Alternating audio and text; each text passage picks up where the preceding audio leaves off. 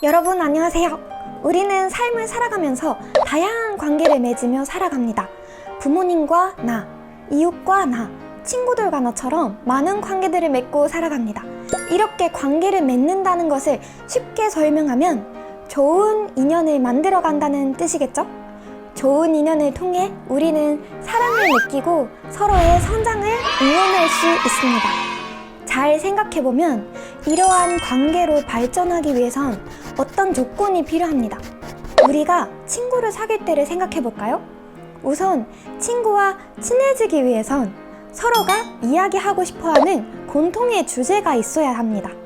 그리고 친구와 나와의 공통점이 많을수록 더 깊이 있는 대화가 가능합니다. 그러면서 동시에 어느 정도 다름이 있어야 이야기를 주고받는 재미가 있습니다. 또 어떨 때는 친구를 사귀어야 하는 분명한 이유가 있어야 하기도 합니다. 새로운 학기, 새로 만난 반 친구들과 관계를 맺을 가능성이 있지만 서로 그냥 스쳐 지나갈 수도 있습니다. 서로가 관계를 맺을 이유가 없기 때문이죠.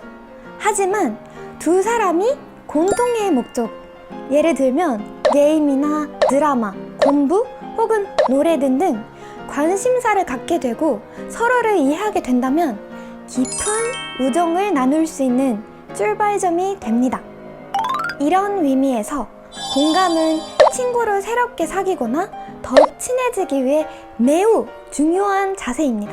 왜냐하면 친구의 기쁨과 행복, 그리고 슬픔과 생각들을 나의 것처럼 같이 느낀다면 나는 친구들을 더욱 잘 이해할 수 있기 때문입니다. 그리고 그렇게 친구와 같은 마음으로 사랑과 위로를 전할 수 있기 때문입니다. 또한 공감의 마음은 친구들을 이해하는 것을 넘어서 가족과 이웃, 그리고 참 부모님의 마음을 이해하고 더 나아가 하늘 부모님의 마음을 이해하는 중요한 자세가 됩니다. 1960년 여름, 그 당시 참 부모님께서는 성혼식 이후 통일가 식구 전체가 하계 40일 계몽 전도를 나서게 되었습니다. 600명이 넘는 신도들이 413개의 마을을 돌아다니며 말씀 하나 들고 전도를 위해 나서셨습니다. 하늘 부모님께서 먹는 것과 자는 곳을 준비해 주셨다는 믿음 하나 가지고 아무런 연고도 없이 생전 처음 가보는 지역으로 개척을 나갔습니다. 아무것도 가진 것 없이 옷 2벌과 변도 차비, 그리고 말씀 하나 가지고 무엇을 할 수 있었을까요? 본사였습니다. 40일 동안 미숫가루 한 대로 버티며 동네 골목을 청소하고 마을 사람방에서 호롱불을 켜놓고 한글을 가르치고 아르파벳을 가르치셨고 흙에 물을 부어 벽돌을 만들어 집을 짓거나 천막으로 교회와 학교를 만들어 사람들을 가르치고 예배를 드리며 개척 전도에 나서셨습니다. 하지만 어려움은 환경적인 것뿐만이 아니었습니다. 수많은 기성교인들이 동일교인이 마을에 왔다는 이유로 말도 안 되는 거짓말을 퍼뜨리거나 어렵게 지은 교회와 학교를 부수는 일이 다반사였어요. 그렇게 동일교인이라는 이유로 모진 고난과 어려움을 몸소 이겨내야 했습니다. 그렇게 전도 일선에 나가 비와 땀과 눈물을 흘리는 식구들을 보면서 참 어머님께서는 경제적 사정이 넉넉하지 않은 사정이셨지만 식구들을 도와주기 위해 옷과 생활용품을 모아서 보내기도 하고 가끔 어떤 식구님들께서 참 어머님의 자녀분들을 위해 초콜릿이나 바나나, 과자를 선물하시면 자녀님들에게 주시는 것이 아니라 장롱안이나 선반에 숨겨두셨다가 멀리 임지로 나가는 고생하는 식구님들을 위해 한 묶음씩 들려 보내주셨다고 합니다. 60년대 당시 초콜릿과 바나나는 미군 부대에서나 구할 수 있었던 귀한 음식이었어요. 꾸러미를 받은 식구님은 개척지의 식구님들과 나눠 먹으며 참 어머님의 사랑을 느끼고 그 힘으로 원리 말씀을 전하는데 큰 힘이 되었다고 합니다. 참 어머님께서는 1992년 세계평화 여성연합 창설 세계 순회 때 일본, 필리핀, 미국 등 세계 113개국을 다니시며 찬설대회 말씀을 주시고 한국에 도착하셨을 때였습니다. 거의 1년 만에 집에 돌아온 참 어머님을 맞으시는 참 아버님께서 수고했다는 말씀과 함께 결혼 반지가 손에 없음을 아시고 결혼 반지 어디에 있냐고 물으셨다고 합니다. 이때 참 어머님께서는 누구에게 줬겠지요? 라고 말씀하시며 누구에게 주어버렸는지도 잊어버리셨다고 합니다. 참 어머님께서는 방문하는 나라의 어려운 식구의 소식을 듣게 되면 갖고 계신 물건이 참 어머님에게 소중한 것이라 하더라도 내어주시고 잊어버리는 일이 일상이셨다고 합니다.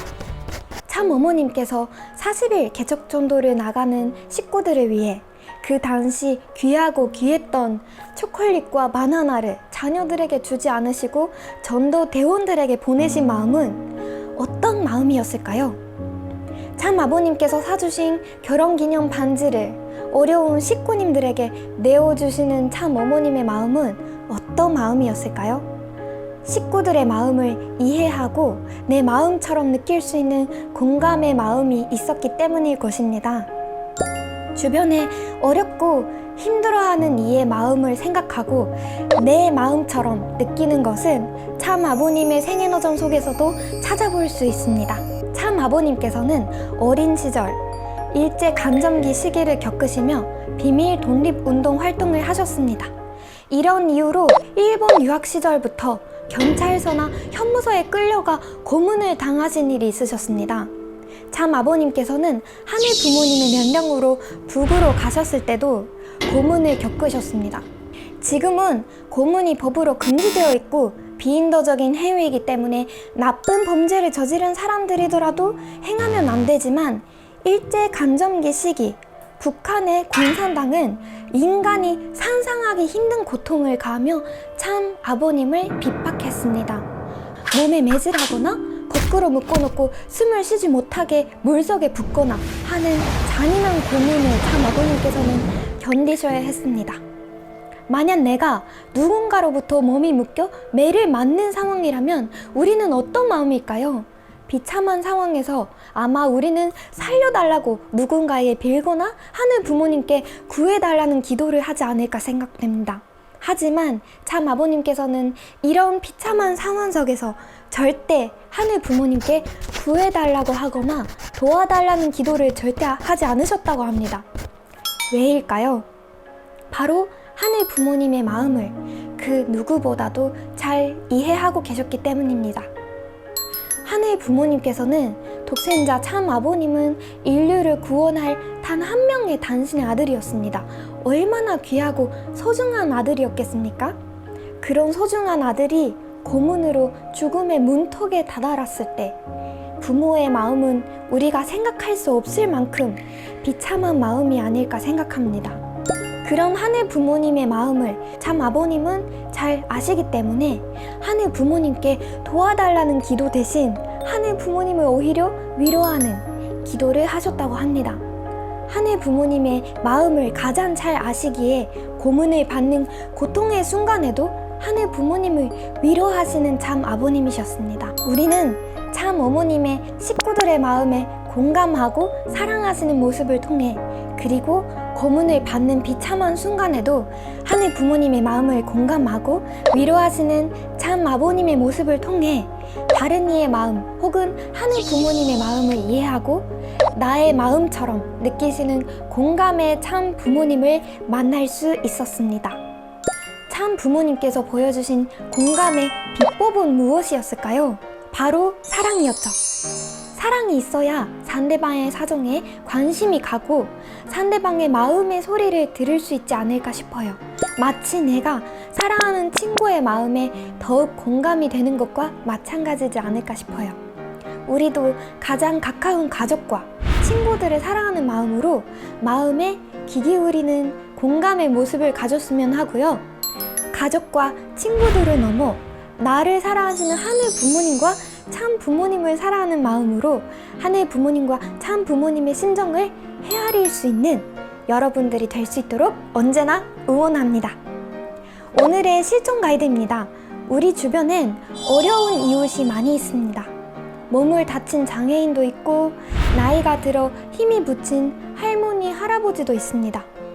내 주변 사람들 중 혹시 어려움을 가진 분들이 있는지 찾아보고 이분들이 어떤 생각과 감정으로 하루하루를 살아가는지 생각해 봅시다. 오늘 영상에 대한 소감도 댓글에 남겨보시면 좋겠습니다. 그럼 다음 주에 건강한 모습으로 또 만나요. 안녕!